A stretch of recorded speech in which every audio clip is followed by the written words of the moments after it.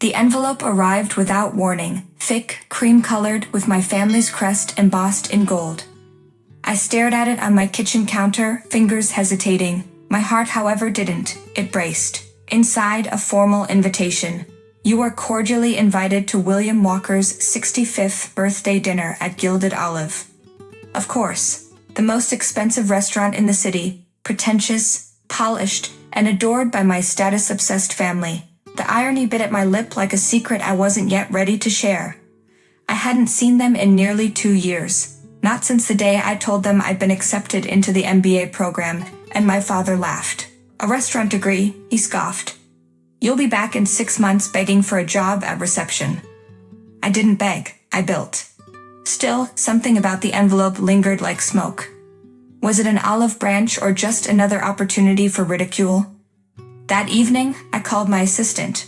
Confirm my attendance, I said. To the Gilded Olive? Yes.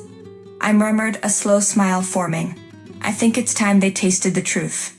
I picked a simple black dress. No designer labels.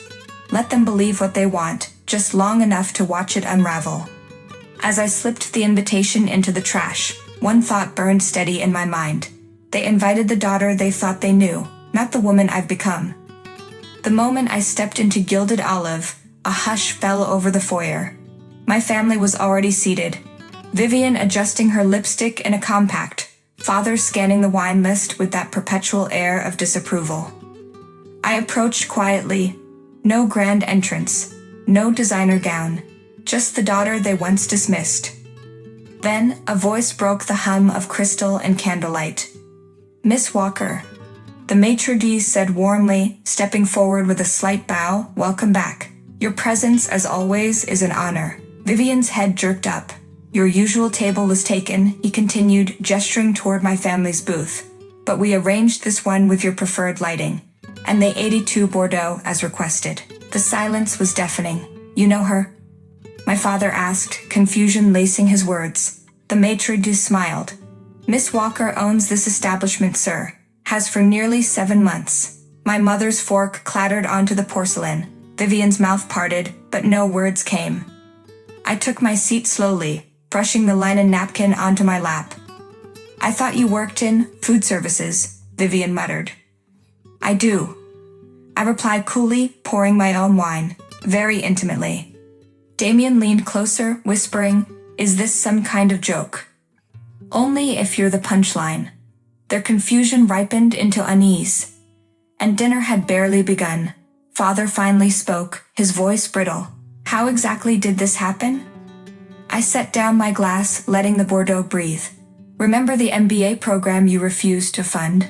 The one you mocked because it focused on restaurant management instead of corporate finance? Vivian stiffened. I built a model, I continued, to revolutionize high-end dining, efficiency, staff welfare, quality control. Investors noticed. I launched my first place in Paris. Now there are 27 gilded establishments on 3 continents. Vivian choked on her foie gras. 27? Yes, I said calmly. Including Le Miroir in Paris and Silk and Salt in New York. Mother blinked. But we dined there last Christmas. I smiled. And you complained about the server's accent. That was my head sommelier. Father sat back stunned. This is impossible. No, I said. You just never bothered to look. Just then, Chef Laurent himself arrived with an off-menu scallop creation. For Miss Walker, he said proudly. Your opinion decides if we add it to the London menu. Vivian's eyes widened. London? Opening next month, I confirmed. Tokyo in spring. They stared, jaws unhinged. My modest dress, my simple apartment, they had read them as failure. But I hadn't been hiding, I'd been building. And now? They were seated in my empire, fork in hand, swallowing the truth. Dessert arrived like a final act. Chef Laurent's famed soleil paired with a port that cost more than Vivian's handbag.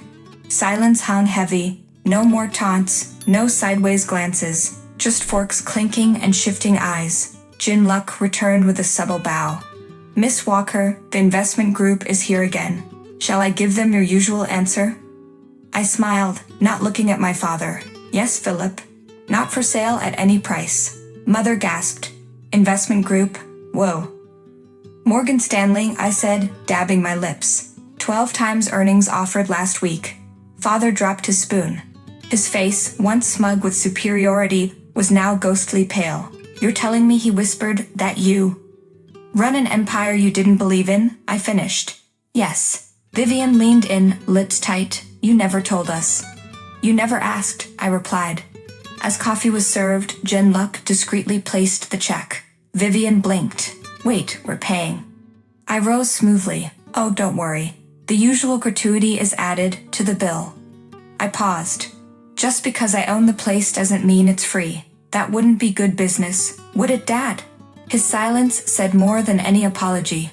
The roles had reversed, and now the check wasn't the only thing due. As I stood, ready to join Chef Laurent in the kitchen, my phone buzzed 3 times in quick succession. Vivian. I'm sorry. For everything. Mom, we were wrong. So wrong. Dad. I never saw it, your vision. Can we talk? I typed one reply and hit send. Reservations required. 3-month waiting list. No exceptions. Vivian leaped up. Heather, wait. I'd love to see the kitchen. It's for staff and ownership only, I said without turning. Health regulations. You understand. Behind me, Jin Look ushered me past the etched glass doors. Inside, the kitchen buzzed with quiet precision. Chef Laurent smiled, presenting the proposed Tokyo tasting menu. I nodded in approval, half listening, eyes drifting to the viewing window where my family sat huddled. No longer regal, no longer smug, just small. Will you approve the new Bordeaux pairing? He asked. Yes, I said, steady, and add a note. The owner recommends humility. Later that night, I returned to my minimalist apartment, the entire top floor, despite what they thought.